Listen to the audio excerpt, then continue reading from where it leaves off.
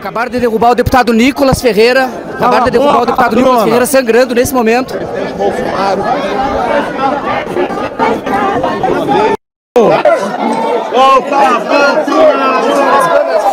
Você também já percebeu a reincidência de ataques à integridade física sofridos por pessoas de direita no Brasil?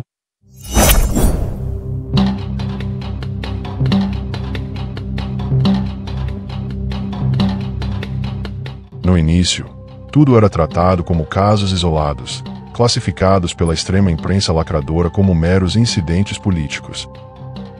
A coisa começou a mudar quando o então candidato à presidência dos Estados Unidos, Donald Trump, conseguiu fazer o mundo inteiro presenciar um verdadeiro milagre. Enquanto ele discursava para um grande público de apoiadores, ele decidiu, quase que por um toque de um anjo, virar a cabeça em direção a um painel que estava à sua direita.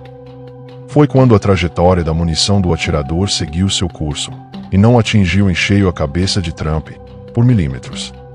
É muito triste pensarmos que este, ao contrário do que dizem, não é um caso isolado. Se em ao menos em 1/1000 de segundo, Trump decidisse olhar para o outro lado, o mundo seria obrigado a contar outra história. Infelizmente, na manhã desta segunda-feira, dia 11 de agosto de 2025, novamente nos deparamos com uma notícia terrível. Os jornais noticiaram a morte de um líder de oposição direitista na Colômbia, Miguel Uribe, com apenas 39 anos, em decorrência de um atentado sofrido em 7 de junho. As suspeitas são de que o responsável pelo crime, um menor de idade, para variar, foi cooptado pela esquerda. Há ainda a sugestão de que o mandante tenha sido o atual presidente esquerdista Gustavo Petro. Mas, para entendermos um pouco melhor este caso, precisamos voltar um pouco no tempo. Colômbia e Venezuela, vizinhas ao norte do Brasil, compartilham a mesma origem. No século XVIII, eram parte do vice-reino de Nova Granada, junto com Equador e Panamá. Depois das guerras de independência, lideradas por figuras como Simón Bolívar, esses territórios se uniram para formar a Gran Colômbia, de 1819 a 1831, uma república que existiu por pouco mais de uma década. Quando a Gran Colômbia se dissolveu, Colômbia e Venezuela se tornaram países independentes, mas conservaram laços culturais, linguísticos e históricos muito próximos. Venezuela e Colômbia têm uma relação como de irmãos que brigam. São países unidos pela língua, cultura e história, mas frequentemente em desacordo político. Com as últimas investidas da Casa Branca, o clima latino-americano não está dos melhores. Após o anúncio de que os cartéis de drogas das Américas Central e do Sul estão na mira do Pentágono, uma movimentação já começou a dar forma a uma possível união da esquerda em torno de governos ditatoriais como os de Maduro. Isso, cedo ou tarde, se conectará à experiência autoritária do consórcio formado pelo presidente brasileiro, o judiciário e a mídia aparelhada pelos companheiros. Gustavo Petro, presidente da Colômbia e agora suspeito, já saiu em defesa da Venezuela devido ao anúncio da caçada americana a Maduro. Enquanto isso, seguimos vendo a escalada de violência contra opositores de esquerda em vários países. E se há algo que a história mostra é que, quando esse caminho é escolhido, dificilmente há volta, restando ao espectro político criminoso uma amarga derrota jurídica, histórica e social. Já no Brasil, como dissemos no início, as autoridades ainda não parecem muito preocupadas com o comportamento que a esquerda tem demonstrado ao longo dos anos. É claro que a gangue marxista e leninista sabe que, nos dias de hoje, entrar nessa linha de atuação será sem retorno, e eles têm mais de 90% de chance de perder, pois a maioria da população já conhece as atrocidades cometidas por pessoas de esquerda no campo social, humanitário, político e econômico. Mesmo assim, o alerta está ligado para que cada vez mais os que defendem os verdadeiros valores democráticos ocidentais estejam preparados e vigilantes, porque comunistas parecem entender somente uma linguagem, a que se impõe quando eles não têm mais para onde correr nem como escapar. A minha sincera oração é para que não tenhamos que chegar a um ponto sem retorno, em que a não-ação significará o maior dano a nossos valores, princípios e, principalmente, a nossas famílias. Talvez alguém esteja pensando que isso tudo não passa de um exagero. Para você que está pensando assim, dê uma olhada nisto aqui e me diz nos comentários se é exagero meu ou não.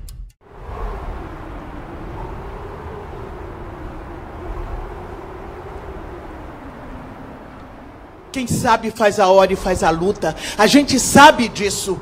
E a minha Bíblia está escrito que sem derramamento de sangue não haverá redenção. Vou à luta e vamos à luta com qualquer que seja as nossas armas.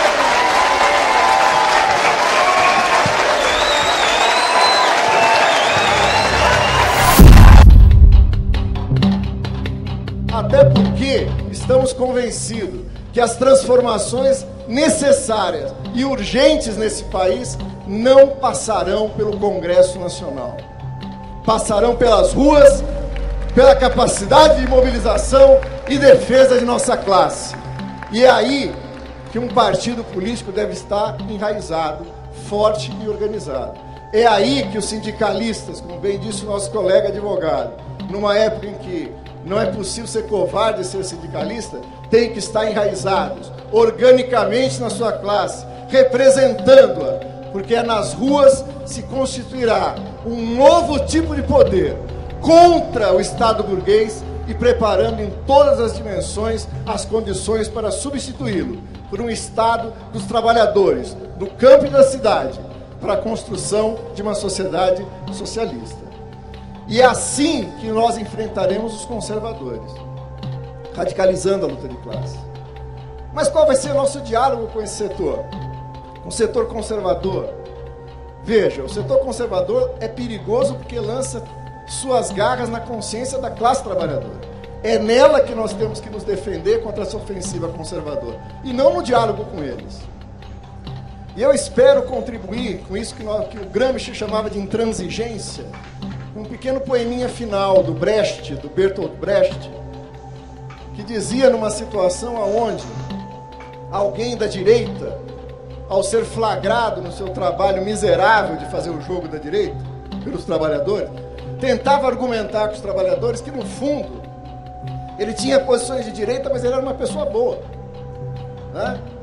Ele era uma pessoa que tinha ideias próprias, que não se vendeu, que tinha convicções, que era uma pessoa sábia, né? E o Brecht então responde nesse poema o seguinte: é verdade, você é uma pessoa boa, porque tem convicções, mas quais são essas suas convicções? Você diz que é sábio, mas a quem serve a sua sabedoria? E contra quem ela é usada? Você diz que tem amigos, mas você tem amigos entre as pessoas que são boas ou entre os adversários? Você diz que não pode ser comprado, mas um rio que arrasa tudo numa inundação, ou um raio que fulmina uma casa, também não pode ser comprado. Nós sabemos que você é nosso inimigo, mas considerando que você, como afirma, é uma boa pessoa, nós estamos dispostos a oferecer a você o seguinte: um bom paredão, onde vamos colocá-lo na frente de uma boa espingarda, com uma boa bala, e vamos oferecer, depois de uma boa pá, uma boa cova, né? Com a direita e o conservadorismo, nenhum diálogo, luta.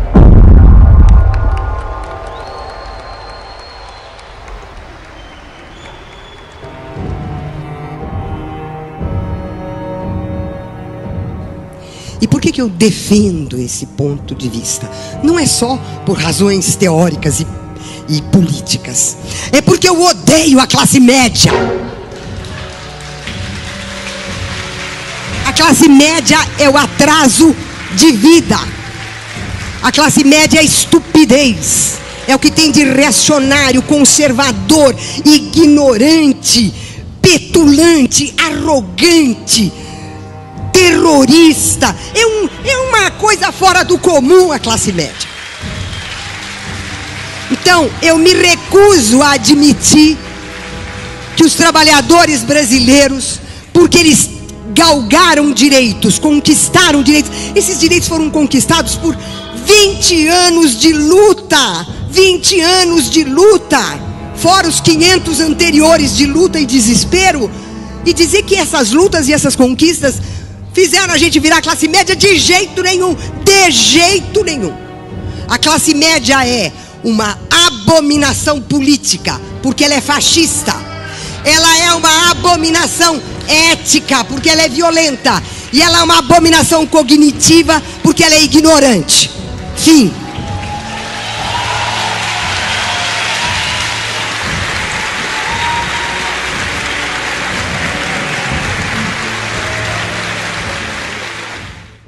A reforma agrária, mais de R$1 bilhão é possível só através dessa lei colocar no orçamento da reforma agrária.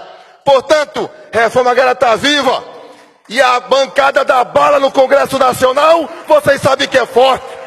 E a forma de enfrentar a bancada da bala contra o golpe é ocupar as propriedades deles, ainda lá nas bases, lá no campo. E é a CONTAG, é os movimentos sociais do campo que vão fazer isso. E ontem dizíamos na passeata, vamos ocupar os gabinetes, mas também as fazendas deles.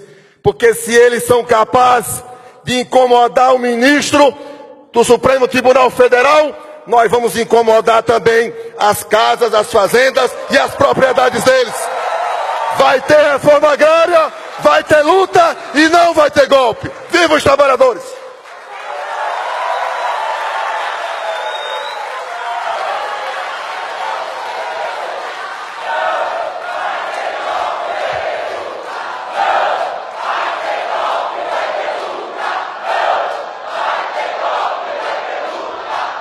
Com a palavra, deputado Eduardo Bolsonaro, por 3 minutos.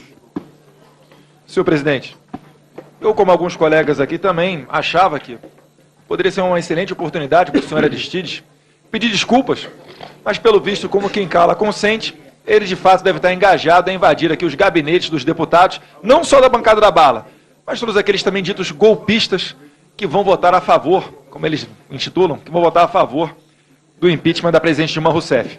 Devem estar preocupados com a sua boquinha que vai secar. Senhor presidente, eu coloquei no meu Instagram algumas que viria aqui e deixei aberto para algumas perguntas. E alguns internautas realmente fizeram algumas indagações. Por exemplo, Bruno Navarro. O que o senhor acha da ideia do deputado Jair Bolsonaro em liberar fuzis 762 para fazendeiros? Ou então, David Silveira.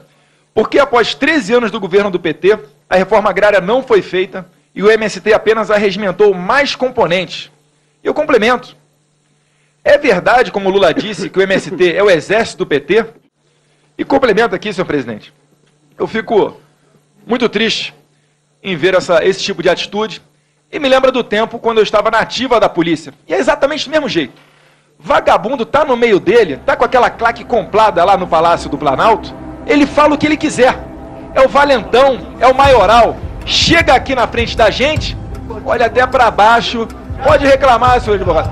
Eu falei alguma mentira? Eu falei alguma mentira? Isso é conduta de covarde. Não tem um pingo de vergonha na cara, fica engolindo seco. Fala aí agora a verdade. O senhor não acha que tem que invadir ou não os gabinetes dos deputados da bancada da bala? É uma pergunta. Ele é que falou, não foi eu que falei. Ele é que falou. Fala.